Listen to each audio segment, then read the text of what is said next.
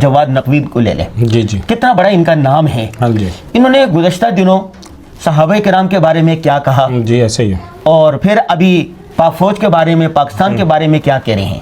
جی دیکھیں، پاکستان کا المیہ یہی ہے کہ پاکستان میں رہنے والے بہت سارے لوگ ان کو پاکستان کی بجائے دوسرے ملک جو ہیں وہ پسندیدہ لگتے ہیں، ان کے مفادات دوسرے ملکوں سے وابستہ ہیں.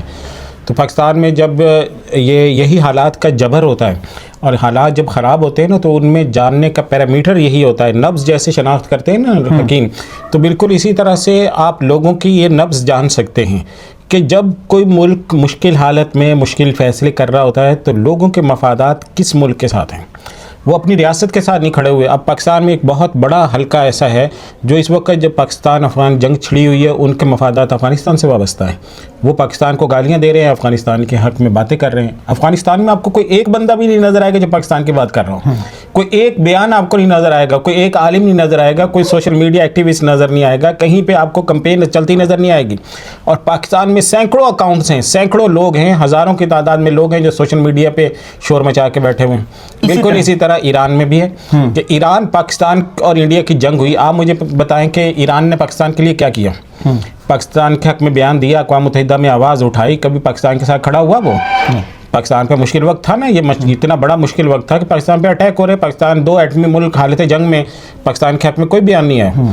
اور جس دن سے ایران کے ساتھ پچھلی دفعہ بھی مسئلہ ہوا، اب بھی مسئلہ ہوا ہے، اب ایران کے اوپر اٹیک ہوتا ہے، پاکستان کے خلاف گالیاں دینے والے شروع ہو جاتے ہیں. پاکستان یہ کر لے، پاکستان جو ہے صرف ایران بن جائے، پاکستان جو ہے اپنی شناخت ہی ختم کر دے، ایک ایٹمی ملک جو ہے وہ ایران جیسے کمزور ملک کے ساتھ جا کھڑا ہو. تو یہ بالکل ایک احمقانہ سی بات ہے جو اس وقت میں آپ نے جس کی طرف اشارہ کیا جواد نقوی صاحب. تو اس طرح کے لوگ جو جن کے انٹرسٹ ہیں، حال ہی میں انہوں نے کیا کہا ہے؟ انہوں نے وہ ویڈیوز اس کے ساتھ میرے خیال چلانی چاہیے جس میں انہوں نے سب سے پہلے نمبر پر تو انہوں نے جو بات کی کہ خمینی جو ہیں، خامنائی کا جو وہاں پہ ان پہ اٹیک ہوا اور ان کی ہلاکت اور ہوئی ہے اس میں، تو اس کے بعد میں انہوں نے کہا کہ یہ تو اس وقت میں جو ایران کی صورتحال ہے وہ تو اس سے کہیں زیادہ سٹیبل ہے. جس طرح سے مسلمان غزوہ احد کے اندر ہو گئے تھے، غزوہ احد میں تو بہت سے لوگ جو ہے تتر بتر ہو گئے تھے، حضور صلی اللہ علیہ وسلم کو تنہا چھوڑ دیا تھا نعوذ باللہ.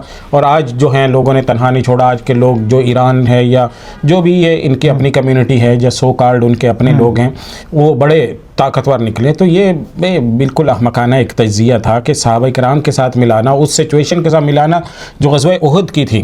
اور غزوہ احد کے اندر کوئی معمولی تھوڑی تھا، مطلب کہ 700 کے قریب اسلامی لشکر تھا اور دوسری طرف میں مشرکین مکہ کا 3000 سے زیادہ لشکر تھا. اور منافقین مسلمانوں سے پہلے ہی الگ ہو چکے ہیں، اور درمیان کے اندر مسلمانوں کی ایک تدبیر غلط ہونے کی وجہ سے پھر ان کی جو فتح تھی وہ شکست میں بدل گئی.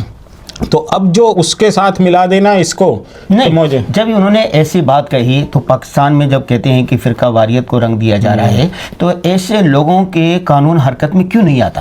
ہاں صحیح بات ہے کہ اس قانون اصل میں میرے خیال ہے کہ قانون اس وقت میں حرکت میں تو تب آئے جب کوئی حالات سٹیبل ہوں، جب آپ کے 2 صوبے حالت جنگ میں ہوں. وہاں پہ KPK میں حالت جنگ میں ہیں، بلوچستان میں حالت جنگ میں ہیں، بارڈر آپ کے وہ ڈسٹرب ہوئے ہوئے ہیں، افغانستان کے ساتھ باقاعدہ اٹیک ہو رہا ہے، ادھر پوری دنیا کے ملک جو ہیں وہ آپ کے پڑوس میں آ کے بیٹھے ہوئے ہیں اور ان کا ہدف ظاہر ہے پاکستان کو کمزور کرنا. اچھا یہ تو ہو گیا. اور ابھی انہوں نے کیا کہا ہے حرمین شریفین کے حوالے سے اور پاکستان کے؟ دیکھیں دوسری بات یہ ہے کہ پاکستان ایران کے جو مفادات ہیں یہ ایرانی پروکسیز ہیں. حقیقت یہ ہے کہ یہ جو لوگ جو آوازیں اٹھا رہے ہیں، شور مچا رہے ہیں کہ عوام کھڑے ہو جائیں، لوگ کیوں نہیں نکلتے، اس پہ آواز کیوں نہیں اٹھاتے، ان کا اصل مقصد تو یہی ہے نا کہ لوگوں کو برگشتہ کیا جائے، لوگوں کو برانگیختہ کیا جائے کہ وہ آ جائیں. تو نہیں، یہ کون سی سائنس ہے اور کون سی عقل مندی ہے؟ ایران میں قتل ہوتے ہیں، یہاں پر اسکول جلائے جاتے ہیں پاکستان کے، گلگت بلتستان میں کیا جاتا ہے. بھائی یہ وہی چیز ہے جو پہلے ہم نے کراچی میں دیکھا نہیں ہے. الطاف بھائی وہاں بیمار ہو جاتے تھے، کراچی سیل ہو جاتا تھا، کراچی میں ہڑتالیں ہو جاتی تھی، وہاں ان کو کھانسی کوئی جو کچھ بھی ہوتا تھا ادھر مقدمہ چلتا تھا، یہ کراچی بند ہو جاتا تھا. یہ کیا ہے؟ یہ مافیاز ہیں، یہ مافیاز کی مینٹیلٹی ہے، یہ آپ کے وطن کے وفادار نہیں ہیں. یہ حقیقت ہے. اور ایسے موقعوں کے اوپر یہ پیرامیٹر ہے چیک کرنے کرنے کا, کیا کہ ملک کے ساتھ محافظ البحر پاکستان نے شروع کیا ہے. پاکستان ایک ایٹمی طاقت ہے, اس کے اپنے مفادات ہیں, اپنے دوست ہیں, اپنے دشمن ہیں. پورا جو بلوچستان کا معاملہ ڈسٹرب ہے پاکستان کے اندر, اس میں براہ راست ایران کی مداخلت ہے. اس پہ کبھی ان کو بولتے ہوئے آپ نے دیکھا کہ بی ایل اے کے خلاف اور پاکستان میں مداخلت کے خلاف بول رہے ہیں؟ یہ کیا ہے محافظ البحرین کیا ہے؟ محافظ البحر پاکستان میں دیکھیں اس وقت میں پوری دنیا حالت جنگ میں ہے اور پاکستان بھی حالت جنگ میں. اب دو بڑی مشکلات ہیں. سب سے پہلی مشکل یہ ہے کہ پاکستان کی اپنی جو تجارت ہے وہ ساری سمندر کے ذریعے سے ہوتی ہے, اور ہم جو ہے وہ خلیج عرب کے کنارے بیٹھے ہوئے ہیں. تو یہی خلیج عرب ہی ہے, بحیرہ عرب ہے, جس سے ہم نے تجارت کرنی ہے. دوسرے نمبر پہ ہمارا پیٹرول یہاں سے آتا ہے. تو ہم نے پاکستان نے اس کے لیے آلٹرنیٹ رستے جو ہیں وہ اس کے لیے اختیار کیے ہیں کہ بحیرہ احمر والے رستے سے پاکستان میں پیٹرول آئے اور خلیج فارس سے ہم نہ منگوائیں, کیونکہ خلیج فارس میں پاکستان کے دو جو بڑے بحری جہاز ہیں وہ پہلے آلریڈی پھنسے ہوئے ہیں, اور جو خلیج فارس سے جو بحری جہاز گزرتے ہیں ابنائے ہرمز سے, وہاں پہ اٹیکس ہوتے ہیں. یہ خود اٹیک کرتے ہیں, ایرانی اٹیک ہوتے ہیں. آج بھی آپ نے سنا ہوگا 3 اٹیک ہوئے ہیں. تو یہ بنیادی مسئلہ ہے. اگر وہ وہاں سے پیٹرول نہیں آئے گا تو پاکستان کیسے سروائیو کرے گا, کیونکہ ظاہر انڈسٹری اپنی اس پہ چل رہی ہے, پوری انرجی اس پہ چل رہی ہے, توانائی کا بنیادی سورس ہے ہمارا پیٹرول. تو پاکستان نے اس کے لیے وہ والا رستہ اپنایا ہے. ایک مشکل یہ ہے کہ وہ آلٹرنیٹ رستے کی سیکیور کرنا, کیونکہ وہاں پہ بھی یمن کے حوثی باغی موجود ہیں. اور دوسری نمبر پر یہی جو آبنائے باب المندب کا رستہ ہے, یہاں پہ صومالی جو قزاق ہیں وہ بھی موجود ہیں. تو صومالی قزاق ہیں, یمن والے ہیں, اب ایران والے ہیں. تو 3 خطرے ہیں, تھریٹ ہیں. اور جب حالت جنگ ہوتی ہے تو اس وقت کوئی پتہ نہیں چلتا ہے. جیسے ابھی بہت سے ملکوں پہ ہو رہا ہے نا کہ جی فلاں نے مار دیا, وہ کہتا نہیں ہم نے نہیں مارا, کسی اور نے مارا. ایران کہہ رہا ہے اسرائیل نے اٹیک کیا. یہ سب ٹھیک ہے, اس پر جواد نقوی صاحب کو کیا تکلیف ہے؟ تکلیف ان کو یہ ہے کہ وہ اب یہ دوسرے نمبر پہ پاکستان نے جی ظاہر ہے جی سعودی عربیہ کے ساتھ ایگریمنٹ کیا ہوا ہے. سعودی عربیہ کے اوپر عام جگہوں کے اوپر آپ کو اٹیک کرنے کی وہ نہیں ہونی چاہیے, صحیح ہے. اور ایران جو ہے دوسرے نمبر پر شکست خوردہ ہے. حقیقت یہ ہے کہ اس کی قیادت ماری جا چکی ہے, ختم ہو گئی ہے. یہ الگ بات ہے کہ ہم اس کو حوصلہ دے رہے ہیں کہ ظاہر ہے ڈونلڈ ٹرمپ کی جو جنگ ہے وہ اس پورے مشرق وسطیٰ کو کمزور کرنے کی اور اسرائیل کو بالادستی کی, لیکن یہ حقیقت ہے کہ ایرانی قیادت ختم ہو گئی ہے نا. انہوں نے پہلے بھی پورا ملیا میٹ کر دیا, پھر ملیا میٹ کیا. تو وہاں پہ جو اس وقت میں ایرانی رجیم ہے یا ایرانی جو اقتدار میں موجود لوگ ہیں, ان میں شاید وہ کیپیبلٹی نہیں رہی, یا ممکن ہے کہ کمیونیکیشن سسٹم خراب ہو گیا. کیونکہ جو سسٹم یعنی جب بھی حالت جنگ ہوتی ہے تو جو فورسز ہوتی ہیں ان کو براہ راست وہاں سے ہدایات جانی چاہیے. اب ایسے لگ رہا ہے کہ وہاں سے جو پچھلے کچھ عرصے میں جو حملے ہوئے ہیں اور پورے جو خلیجی ملکوں میں براہ راست نشانہ بنایا گیا, سعودی عربیہ میں بھی ریاض کے قریب حملے کیے گئے ہیں, صحیح ہے. تو اس طرح کی جگہوں کے اوپر حملے کرنے مطلب کسی ملک کے دارالحکومت کو آپ اٹیک کر رہے ہیں, تو اس کا مطلب یہ کہ آپ اس سے حالت جنگ میں آ رہے ہیں, صحیح ہے. تو اب وہاں سے تیسری بات یہ ہے کہ وہاں سے تو آپ پر اٹیک نہیں ہو رہا نا, آپ پہ اگر کہیں سے اٹیک ہو رہا ہے آپ اس جگہ کو دوبارہ ہدف بناتے ہیں, وہ تو بات سمجھ آتی ہے.